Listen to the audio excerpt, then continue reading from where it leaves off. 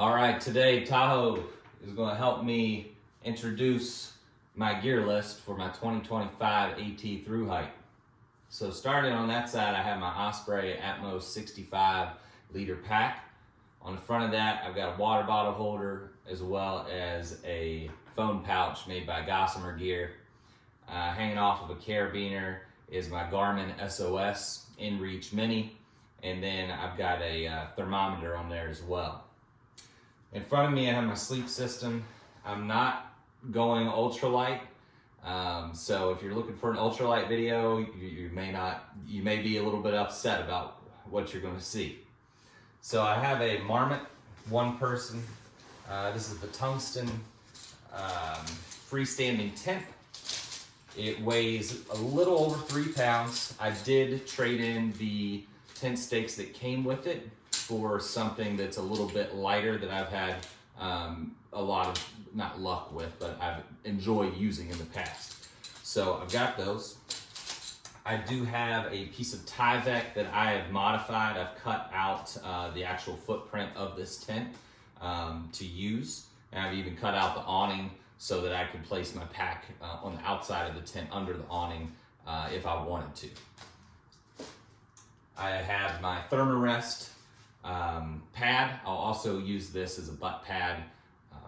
At some point I may cut this down a bit, but I am very comfortable sleeping with this on top of the Big Agnes Air Core. Again, this is not an ultralight trip. This is some comfortability thrown in with a long trek. Inside of here, I also have my Trekology inflatable pillow that I enjoy sleeping on as well. The sleeping bag I'm using, this is the REI Magma 15. I slept in, I think it was 18 degrees with this, and I was in a t-shirt and boxers. It was that warm.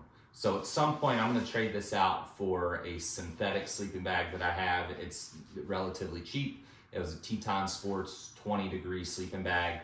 So I'll switch that out at some point. We'll just keep moving this way. So I do plan on bringing the Jetboil. I have a spork. It's a long-handled spork, so when I'm eating an MRE, I don't have to go digging in there with a smaller spork. I will stop in Atlanta at REI and get the mini fuel canister that goes along with this. I do have some paracord here for my bear hangs. I've got my Sawyer Squeeze water filtration system. I may get a new one. This one has filtered quite a bit of water, and I have a gift card to Bass Pro Shop. So along with that, I have I do have the squirt bottle that cleans it out. I know a lot of people said, don't bring that. I'm bringing it. And then I have a 32 ounce bladder in here that will store extra water that I can carry along with me if I need to. If I don't have to carry that extra weight, I'm not going to. I have two dry bags here. One's gonna be for clothes, one's gonna be for food. The one for clothes I will potentially use as an extra pillow. I'm a pillow hugger, so maybe that's what I do. The shoes that I'm gonna take along with me are the Adidas Terex. They're a little bit dirty.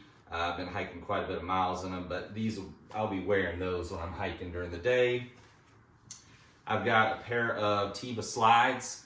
These will be my camp shoes. They do not have the heel slip on them, so if those things blow out and I'm on trail, it's gonna be some tough slogging, but we'll get it done. My electronics here, I did purchase the Anchor, I forget what the actual megabytes or how quickly it charges. 65 watt is how much power is coming out of this guy. It's got the two USB-Cs and then the regular USB coming out of it. So I can charge 3 devices at once, which will be helpful because I'm bringing 2 external batteries, and those will fully charge my phone, I believe 4 times. I do have my Garmin This is the Garmin Instinct that I just enjoy wearing this watch. I like it a lot. You don't have to charge it all that often. I've got all the cords to those, of course. I am bringing an old pair of AirPods, so have those along with me.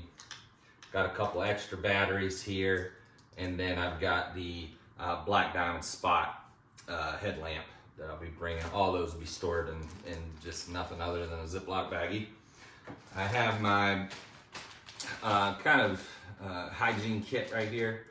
I've got a trash bag. I'll have a little bit of TP. I have a Bic lighter that I've wrapped duct tape around. I have my toothbrush. I got a pair of tweezers. I got nail clippers. I have a small razor, and then I have earplugs. Got a couple Band-Aids and gauze just in case.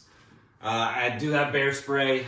I don't know, at some point, will I keep this with me as an extra pound, maybe a little over pound, TBD.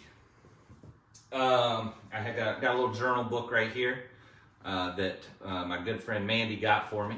Her dad made this, and I love to fish, and I figured I'd take that along with me just to document, journal. So that's something cool that I'll bring along with me. These are yak tracks. These are spikes, micro spikes that could be helpful early on. Later on, I'll ship these back home along with some of the other stuff. Pair of thinner gloves that I've been using to hike with, and then I got a pair of heavy duty gloves if the weather, if the temp drops too low and I'm still trying to crank some miles out. I do have my balaclava right here that I've used, and it's nice, keeps my neck warm. Socks. Let's go over all the socks. So I've got the Hygiene sock liners, toe sock liners. I have two pairs of those. One, obviously, I'll be wearing on my feet. The other will be my pack. I have a pair of sealskins waterproof socks. I was relatively hesitant on these when I first got them, just because I didn't know if they would actually work. And the first time I used them, I hiked 20 miles, and I took off my sock, and I think that it was just the heat inside my foot. There was just not that breathable. But I had the Hygiene toe sock liners underneath, and my foot was great. It was fine. And I've been using these in training and through the snow, the melting snow, and they've been wonderful. My foot has stayed dry. And they say you're gonna pack your fears. Well, you can see all the socks that I bring. I'm scared of wet feet. So I think maybe it was just all those history classes I took in high school. They show you World War I and II, trench foot. So we don't need trench foot. I've got two pairs of darn tough socks. One I will be wearing on my feet if I'm not wearing the sealskins, and the other will be used at camp when I crawl in the tent if I just want to keep my feet warm for the night. But in that sleeping bag, like I said, I think that they're going to be nice and toasty. One pair of boxers. That's it. I'm bringing, what I have on right now, the brand is Kiwi. I'm not really sure how you pronounce it, but this is merino wool. This is a merino wool pullover, and then I have a merino wool shirt underneath. This stuff dries super fast. I also have, this is just a regular dry fit Under Armour t-shirt. I'll be hiking in one pair of these shorts, North Yard. I got them on Amazon for like $17. This is just another brand. Couldn't even tell you what brand that is. I think I got them for like $17. So those two do have a thermal top that I'll be wearing. This is a brand off Amazon, like $18. Thermal leggings. This is the same brand as the top. Again, under $20. Now this pair of thermal leggings I paid a little bit more for. This is a company called Outdoor Vitals. I think I paid about $80 for these guys. These are awesome. I couldn't recommend these enough. Just even though you're gonna get what you pay for with these guys. And this will be predominantly what I'm wearing when I'm on the trail, underneath my shorts. My mid layer is gonna be a Mountain Hardwear top. I've got my rain gear. I'm debating this is probably luxury. This is a Helly Hansen rain jacket. I think I have a Marmot rain jacket that I think it's the Marmot Precip rain jacket I think I'm going to take instead of this. But maybe I'll start with this and then ship it home later as it gets warmer. Because this thing is, I mean, it's pretty heavy duty. These rain pants, they're very light. They're made by a company off Amazon, Eye Creek. And I was hesitant and skeptical. I tested these things out and sure enough, they're waterproof.